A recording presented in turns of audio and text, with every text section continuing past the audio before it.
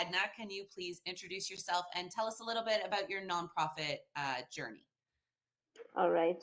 My name is Edna from Kenya, and I have a nonprofit startup. It's called the Missing Pad Project. And I called it the Missing Pad because we have this idea of a missing gender pad.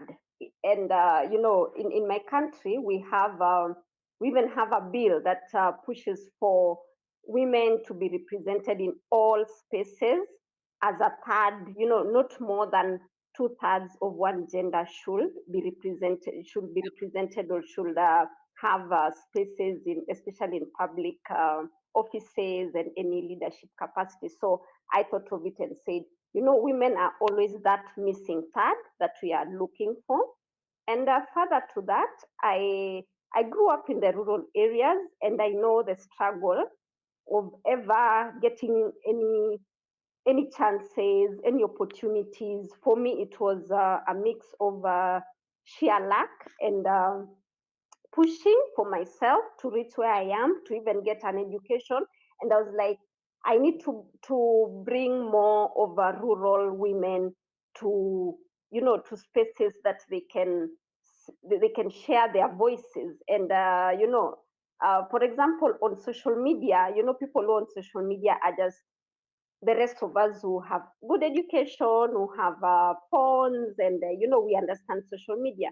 And I thought of it, and I said, if I work with rural women, then I can share their stories on my social media platform before I push them to tell their stories on social media, because social media is actually free. Yeah. So that's really what my nonprofit is about. It's about not speaking for women, but having a conversation and working with women so that those who have not been heard can be heard, or can have something to say in our world. I mean, our world is a world of information. It's a world of empowerment, and I think every woman and every person should be part of the conversation. Yeah. Love that. I love that. That's fantastic. And what is your favorite part about working in nonprofit? Uh, my favorite part about working in nonprofit is because it's always about impact and always about people. I have worked before, as an employee in nonprofit. I've worked two times as an employee in nonprofit. Actually, both times as an intern. Yeah, and the work that I did. Actually, the first one was in women's a regional women's, actually not women but feminist organization here in Kenya. It's a Pan African feminist organization, and that time I was really young, and I think that's where I got the push to continue working with women, and working in nonprofit, and even now having my own nonprofit. And what I learned was seeing how the thoughts, the strategies, the objectives in nonprofit sector is about other people, and about other people who need someone to work and work with them. And so for me, I like that part, and I think nonprofit work is fantastic because you think about other people more than you think about yourself. And when we say we think about other people more, it's not because we don't think about ourselves, but it's because we want to share our experiences and also what we have gained. And probably we've gained some things because of other people's help.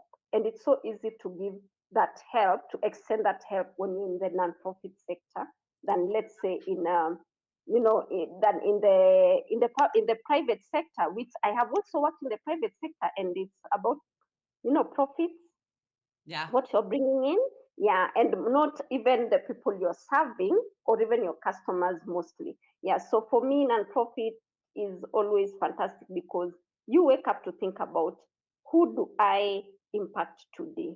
Yeah. Who do I impact today? And Yeah. I think it is true, right? Like almost people in nonprofit and people who choose to work in the field, they have this knowledge gained. Like you said, sometimes Yeah. you're in the right place at the right time and you gain something that somebody else Yeah. hasn't. doesn't have. So yeah, Exactly. I love that. And you want to extend that, if it's knowledge, if it's information, if it's some resource, so that it can keep going. Yeah. Well, I heard the other day, I was somewhere listening to a speaker talk, and one of the things they had said, is that if the door has been opened for you, someone opened a door for you, don't let the door shut. Keep the door. Oh, now it's your job to keep the door open for the next person, Open. right? Exactly. Yeah, because there is always a next person, trust me. Yes, exactly. So Yeah. that's Yeah. what do you find in your nonprofit work? And obviously, you have quite a new startup. What do you find has been the most challenging in the work? The most challenging issue actually was to start off, because you see, it was an idea that was, in my mind, and I'm seeing all the need. I'm actually seeing what I should do, but starting off is always the big challenge.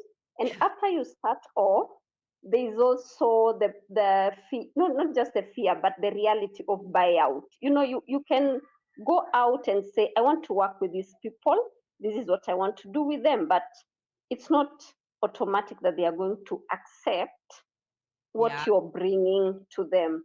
And even if they accept, there'll be that part for, room for adjusting, because they are most probably not going to accept exactly the way you think. It's not the way they think.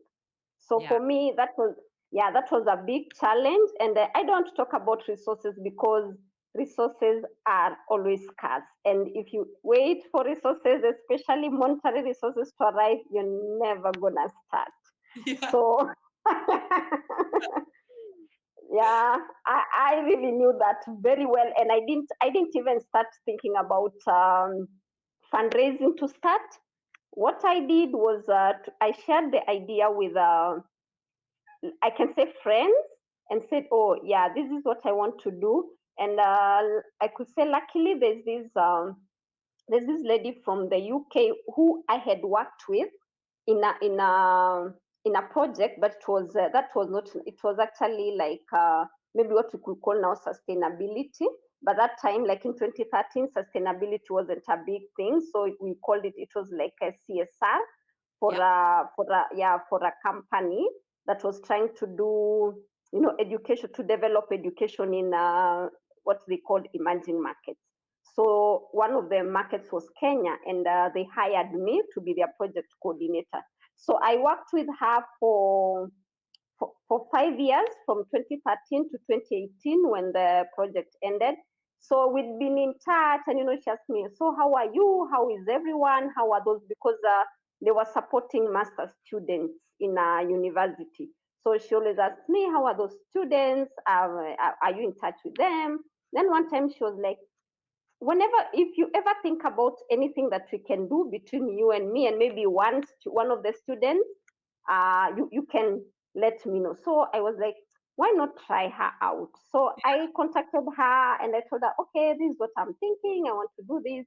Then she was like, okay, can you contact one other person who you think, from our network, who you can work with in this project? So I kept thinking, now who I look for information. Then, as coincidence would have it, this one lady who was in the master's program got a job at a local government department in charge of agriculture. no So way. I contacted her and asked her, okay, we are thinking of doing this and this, and I think you could be the best person, because you work in a local government, and I would really want to work with people who are in the public sector, because public sector is, I mean, that's who should be serving the citizens.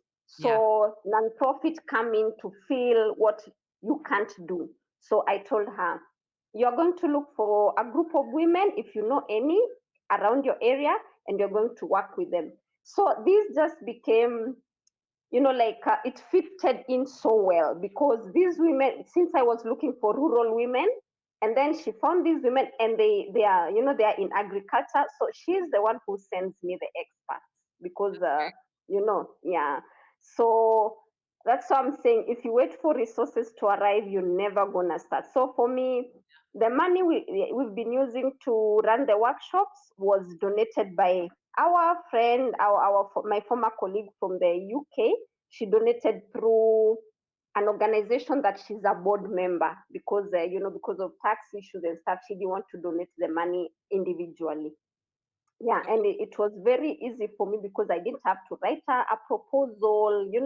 I didn't Yeah, have to go through all the rigorous processes, especially when you're a startup. People yeah, want to see your past financial statements. That time you don't have. They want to see the work you've done before. You've not done anything. Yeah.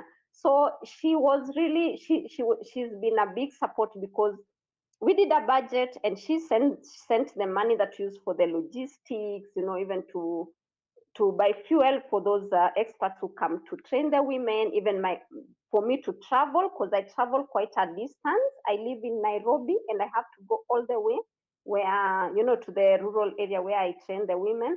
Yeah, so at least now I can say I have some story to tell that, yeah. that, yeah, that can push now me to the next level. I'm no longer at zero now. Yeah, at least I'm somewhere. Yeah. Well, and I think that, that ties in so well to the next question I'm going to ask, but your network is so important in nonprofit, right? It just is. You can have Yeah. a brilliant idea. It can be brilliant. It could be world changing. But if you don't Yeah. have the right people involved or the right people don't know about it or, those Yeah. connections that you make over time really do fuel the mission. Yes. And I could add that in our world today, and we always say that, like it's not about what you know, but who you know. And Yeah. I think because I've seen, yeah, you will come across calls for proposals, but trust me, those ones are just almost like formalities that donors just send out. But if you knew the person who is behind those calls, it would be much better than just sending what they just just cold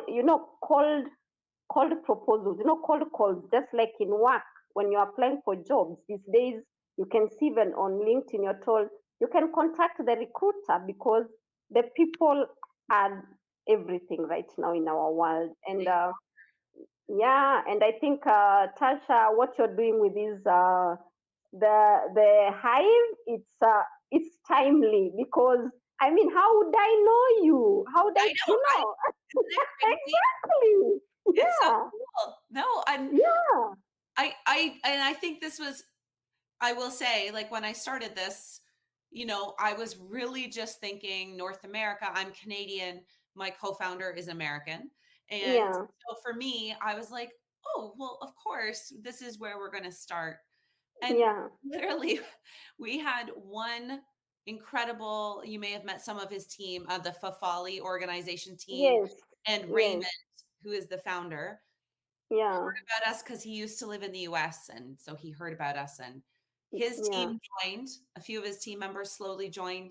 And then he has basically started talking about us and sharing with other African founders. And it just kind of spread out like this. Yes, I was like, how yes. is this happening? This is so much better than I ever could have dreamed it what would be. Exactly. You see, because you started, then things are happening. But if you just sat and say, "Yeah, I think," you would never start. Yeah, and networking for me right now, I don't even spend a lot of time trying to look for, trying to do proposals because it's time consuming.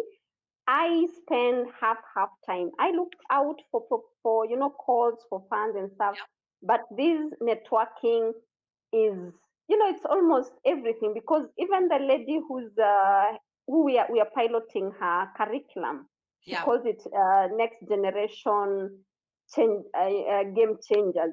So actually, our workshops we are now calling them the game changers, and leadership workshops. I love that. Yeah, yeah. So I met her through another lady from Nigeria who I've never even met. Like face to face. We've just been in all these non-profit and women stuff. So one day she was looking for someone to get some t-shirts for kids here in Kenya, and she didn't know anyone in Kenya. So she contacted the lady in Nigeria, and the lady in Nigeria was like, I have a connection from Kenya. Let me talk to her. And she talked to me, and I actually, did the work for her. I got the t-shirts. I took the t-shirts to those kids, and and that's how we became friends. And then we talked about our work, and that's exactly how now I'm using her curriculum. And we're actually thinking as we scale, then she'll help me look for funds to scale. So people are just everything. Yeah. They are, and I think if you come in, especially to networking, and like we kind of talked on this at the beginning, if you come into networking with the idea of like, what can I give back to this conversation versus what can I get? What can I get? Yes. It just changes the whole dynamics. It just Thank changes you. everything when you're like, what can I Yeah. give? How can I listen? How can I support? And then people just want to give that back to you. They just do, right? Exactly. Yeah.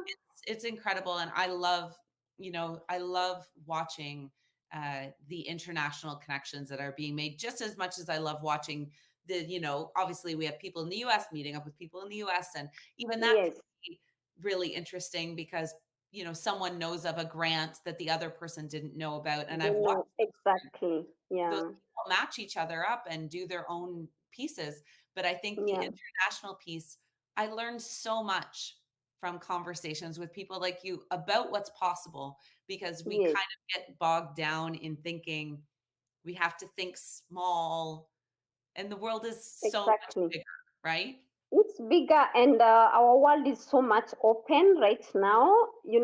With with technology, we are not actually we are no longer we no longer have the boundaries. Yeah, because we can just like I can do something for the hive mm, when I'm here.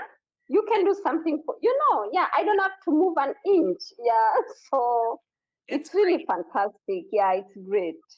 That's amazing. Okay, so last question I was going to ask is, how has networking and peer support been important in your nonprofit journey? You kind of already answered some of this, but I'm going to ask it again. Yeah, yeah. For me, I could say it's about just changing your idea.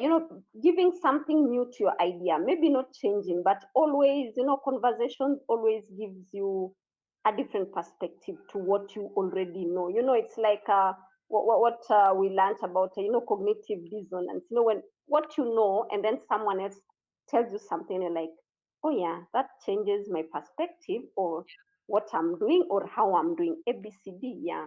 So for me, as I said before, I just love conversations because we add value. When you give me your perspective, I give you my perspective. There's that value that we are exchanging. So far, like on the hive, the people I've met, we've talked about our work, and most of us who we've connected are people who are actually at our initial stages. So when you talk here, how you started, what you're doing, and how you're moving forward, just that makes you open your eyes more Yeah. to not just your own needs, but even the needs of other people. When people give you their perspective, you're like, yeah, if I find this information, I'm gonna share with so and so. Yeah. And yeah, so it just just knowing that you have a connection in a different place, just it just opens your mind. And for me, that's what I've gained so far. And I'm really enjoying that, just having conversations with people, because all of us being at the initial stages, Yeah. we need to just we just need to walk slowly by slowly, and having our conversations as we go, and exchanging ideas and seeing what each one of us is doing. And I think, Tasha, at least you share a lot on LinkedIn, and Yeah. every day, there's something to learn. Just being connected, there's something to learn, something new to learn, seeing what other people are saying, even people who I'm not yet connected with, but you are connected and you share. Then Yeah. actually, I commented, I think um, this lady from Canada who does her nonprofit in Africa. Amina, maybe Amina. Amina. Yeah. And yeah, Amina. And that's how I met you, because Amina was in a third cohort of the Vital Voices, and that's how I knew her. Oh, Because no way. That's yes, amazing. I was in the first cohort, and then they were in the third one, and I was invited as like an alumni to speak to them. That's And amazing. yeah, then we connected, and through following her is how I connected with you. So for me, even just following people and seeing what they post every day, and it's That's just great. great. It's really fantastic, and especially that she has the African connection. So I always I always follow her and learn a lot from her. Yeah, from what, because she's done the work. Like longer, a Yeah. bit longer. She's yeah, the cameras for girls have done the work a little bit longer, and it's really fantastic because I am a trained journalist, and yeah, that's my profession. I So love I that. think yeah, I'm actually a trained journalist. Yeah, so I really like what she's doing, and I know one time as she expands, I'll definitely work with her on some ideas that I have.